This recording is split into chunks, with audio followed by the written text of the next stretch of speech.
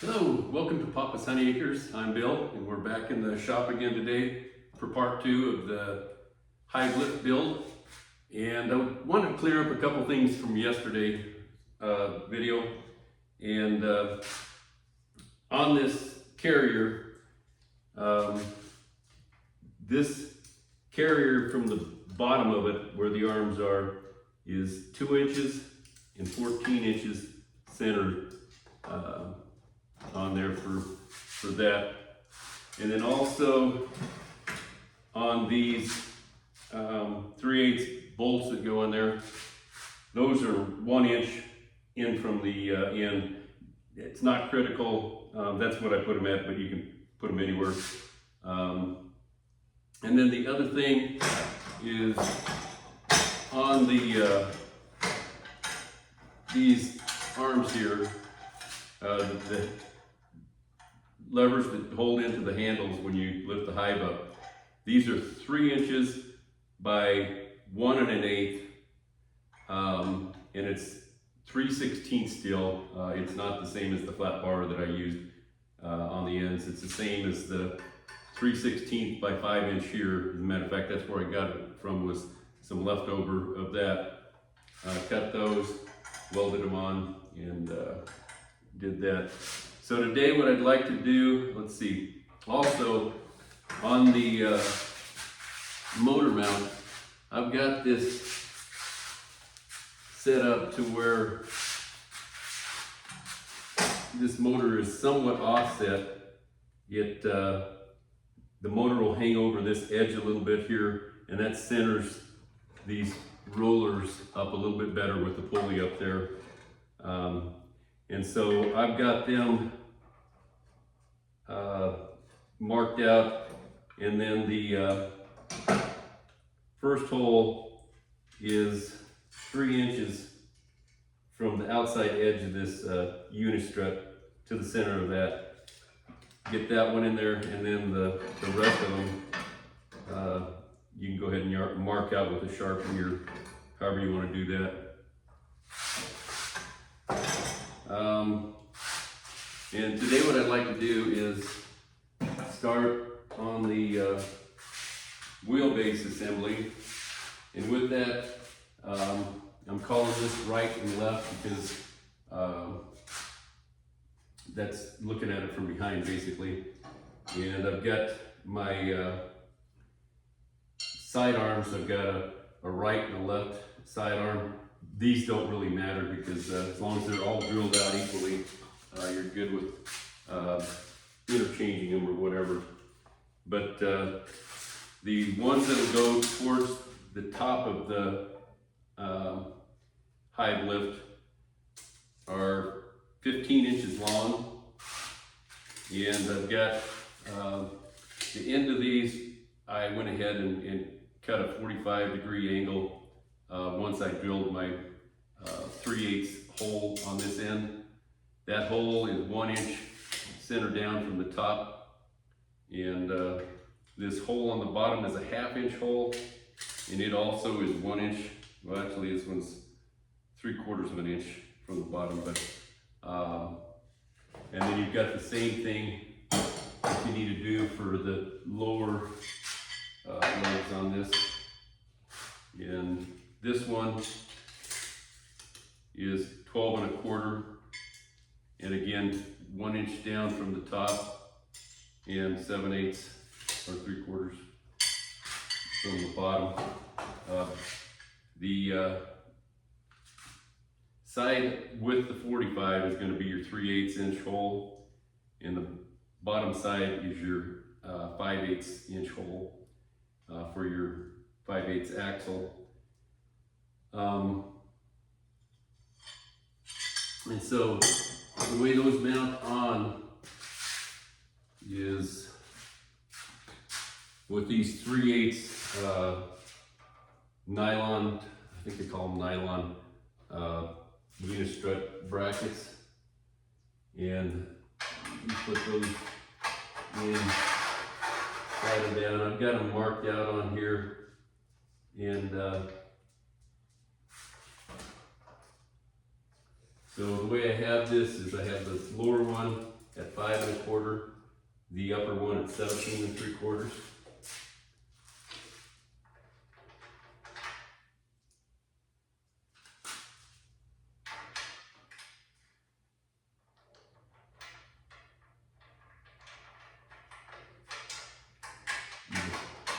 Slide in, center it up on your mark.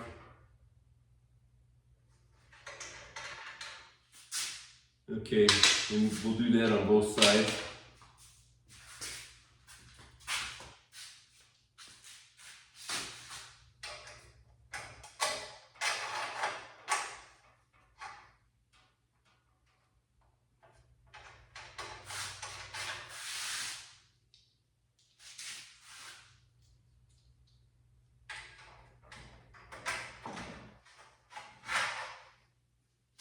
And you can also, for these, if you have the spring nuts, use those instead of these nylon ones.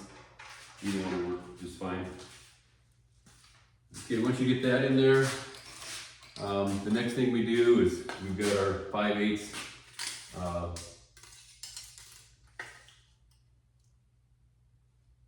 for the wheel axle. And what you'll do first is put 2 5/8. And these are bore shaft collars.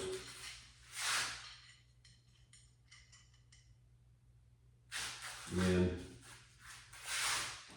okay, so this is, what did I say that was? It's 21 7/8 long. I've got these bore shaft collars in at 4.5 inches from each end. And you'll go ahead and tighten those there.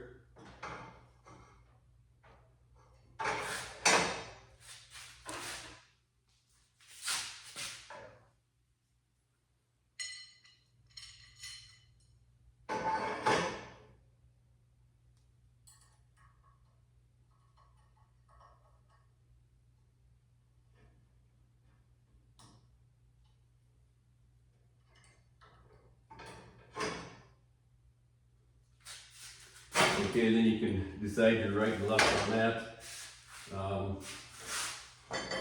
I put the lower one on first, the longer upper one on second.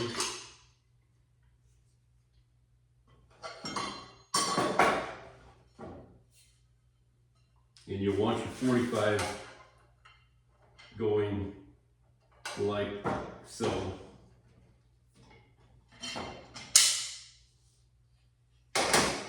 Get that on, take another bore shaft collar,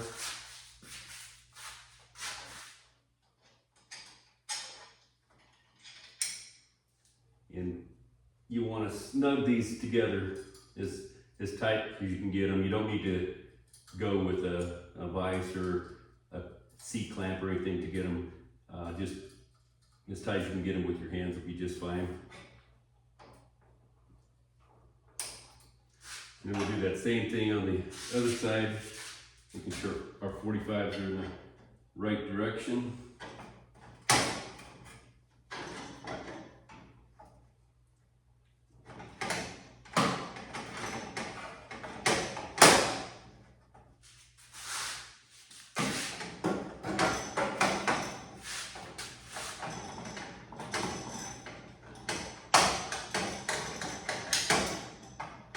And if you wanted to, you could just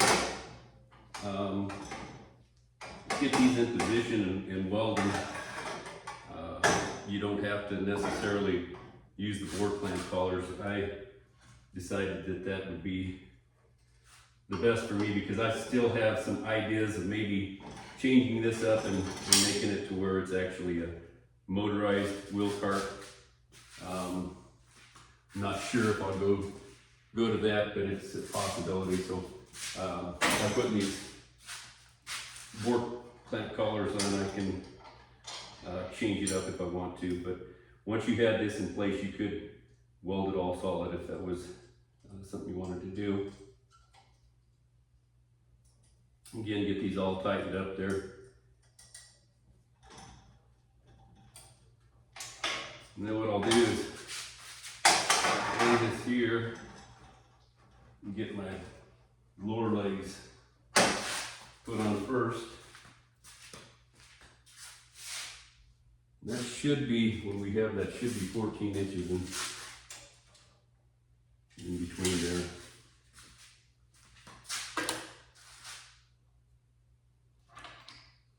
Then I've got, these are 3/8 by 7/8 nuts or bolts.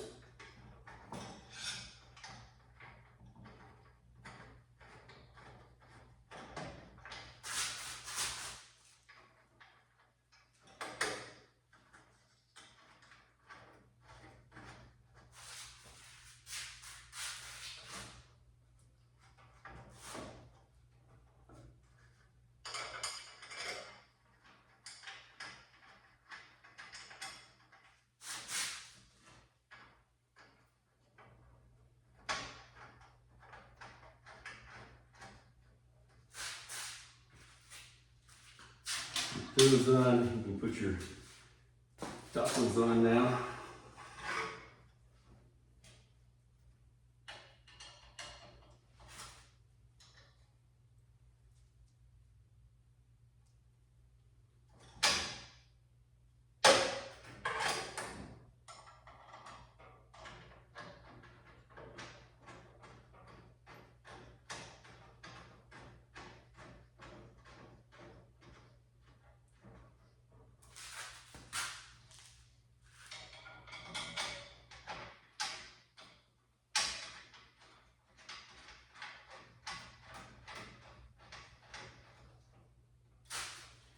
And you'll take your 1/2 inch, or actually I think it's 9/16, and you can snug these up. And as you do that, make sure that your collars on the back stay up and down as much as possible, because they'll sometimes want to turn to the side. The other thing you should do when you get it to this point is check the distance off of the rail to the center of your rod there. And I've got 9 1/4 and 9 1/4, so I'm good there. And like I say, then just tighten these up.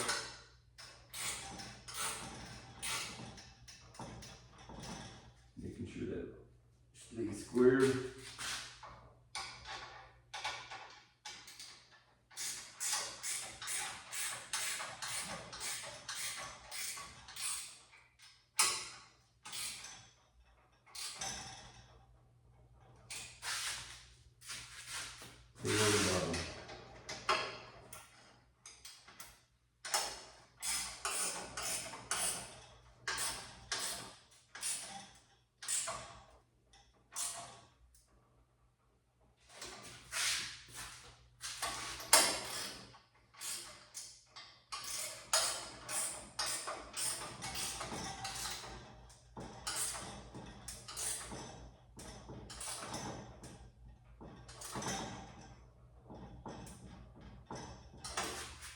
We're good there. So now, next thing we'll do is take these are 13-inch pneumatic wheels, and we can put those on now.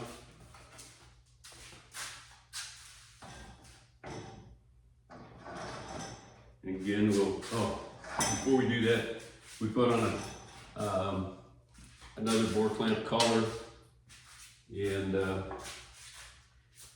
I've already mounted these on, so I've got the same markings on here. But what I do is I set this, there's about, I guess, 3/8 of an inch between the two bore clamp collars. It's the 3/8 of an inch between them. And go ahead and tighten that up there.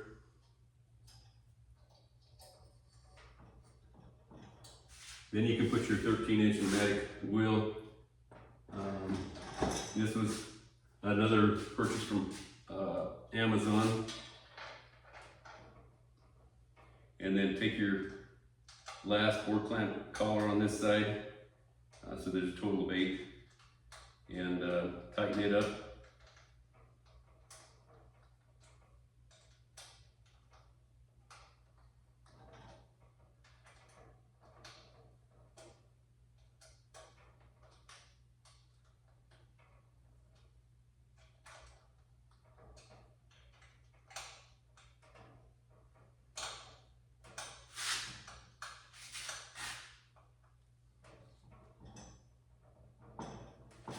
And then we'll repeat on the right side of the Hive lift.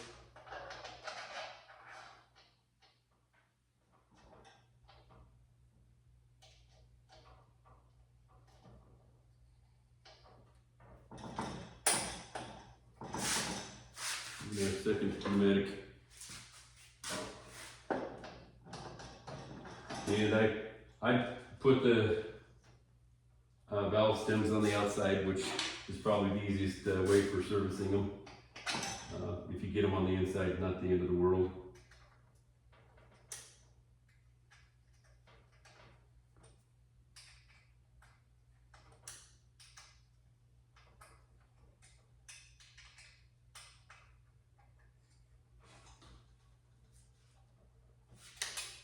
Okay, and from this point, we're now ready to put on our winch motor mount. And with this, I start out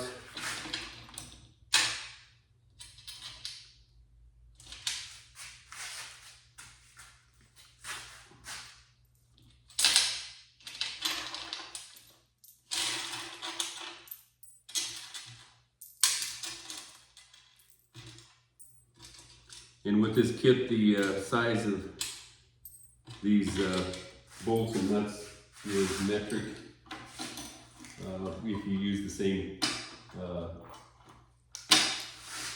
winch motor that I have here.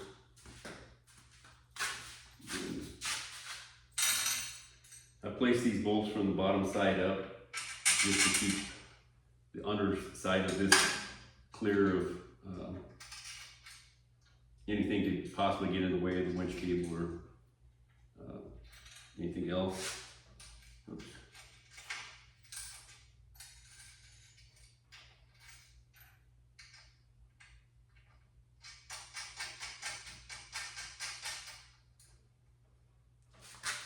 And then just hand tighten these to begin with. We'll put the winch motor on next, and it takes the 2 center bolts. We just want to make sure we leave this to where we've got some room to move this one way or the other if necessary.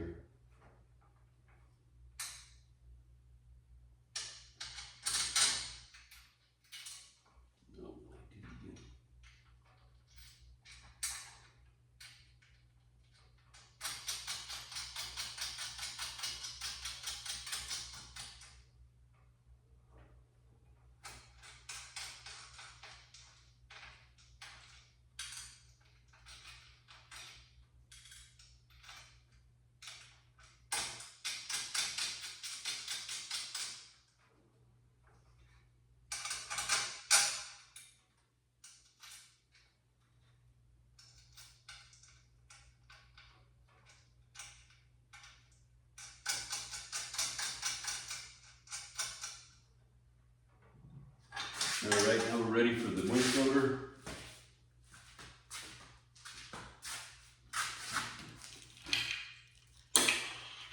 And this is a Stegadon, 3,000 pound, way more than we need. Winch motor, but price was good on it, so whatever you can get for the best price, that's what I would use. One of the things I like about this motor, they don't all come with the same type of, some of them are just wireless only to control it up and down. This one has a cable that I can mount up on to the handles up above for going in and out on this. And again, I got those bolts in there backwards. I will switch those around. Actually, on this one I leave them down because that cable up on top could possibly interfere if I on retrieving and sending out, so I did put it on the bottom.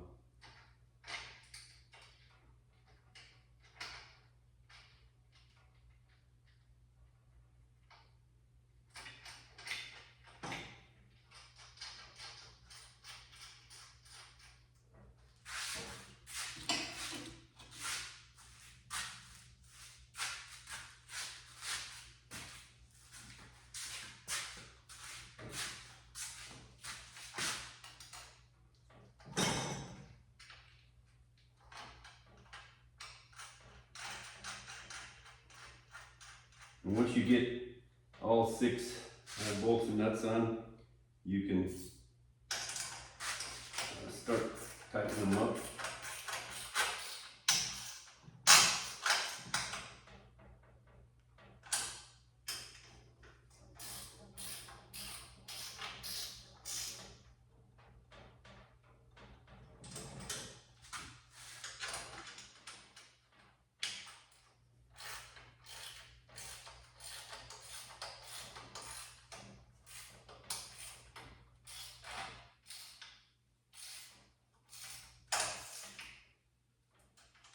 Sometimes we need to back them up.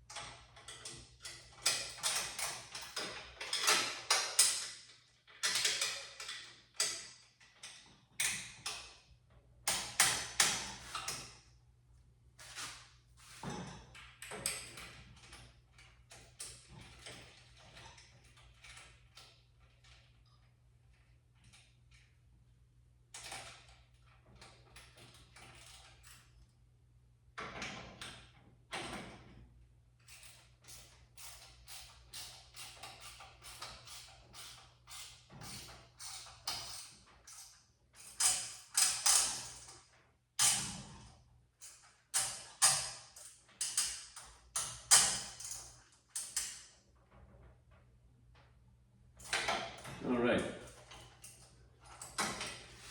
So from there, we'll go ahead and put on our top pulley for this, and that. I've got a stainless steel top pulley for this. Didn't need to be stainless, but it was the right formation of what I needed, so that's pretty much the reason I got it. And what I do on this is I take center and make that the one edge of the pulley. That way, when I put this on there, I want the cable to come through one side away from this more in line with our motor, our winch, and then the opposite side is going to be more in line with the center of our lift bar there. And now we'll just use 2 of the bolts on this, and I put them in from top to bottom like this just to keep from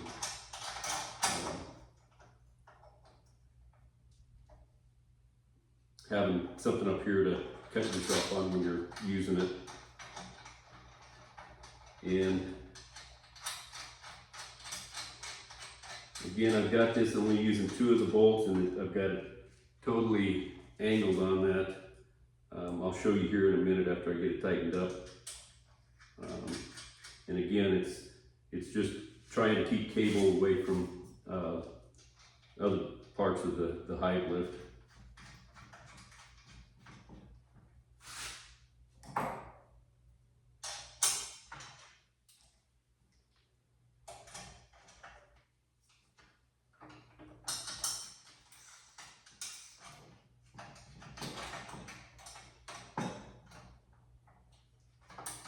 These are 5/16 bolts, and they're 2 inches long.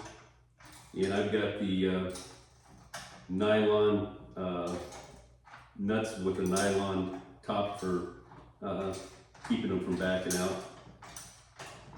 You could also use lock washer on this instead of those nylon nuts if you would like. Or you could also weld this permanent up here, but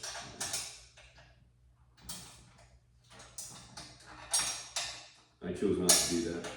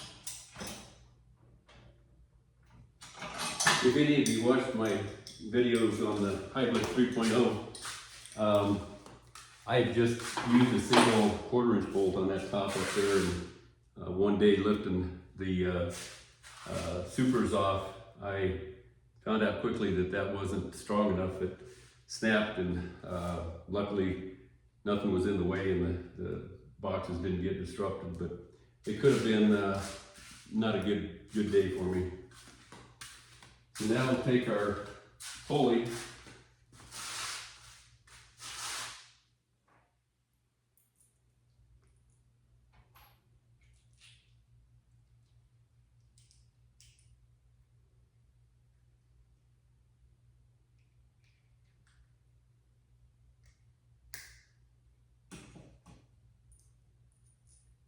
and go through their washer. This is a little tricky to do. If you got maybe 4 hands, it might be easier, but you got to get your cable in, along with the washers, and then another washer will go up on top here. Push it through, and a washer and nut with nylon. Then we'll tighten that up.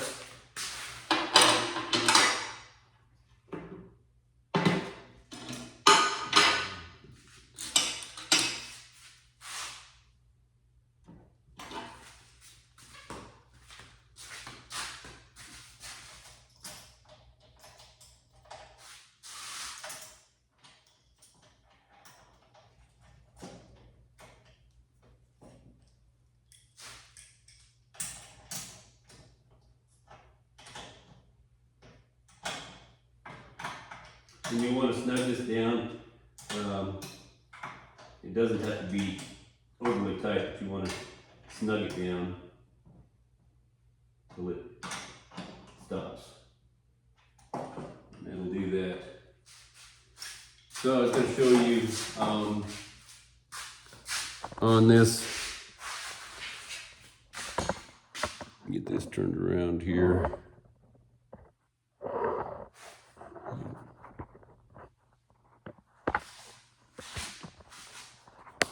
Now I'll figure this out. Anyway, so on this is the angle I've got it at. It shifted a little more that way. This is closer to center here. And again, that's to receive the carrier at a better angle.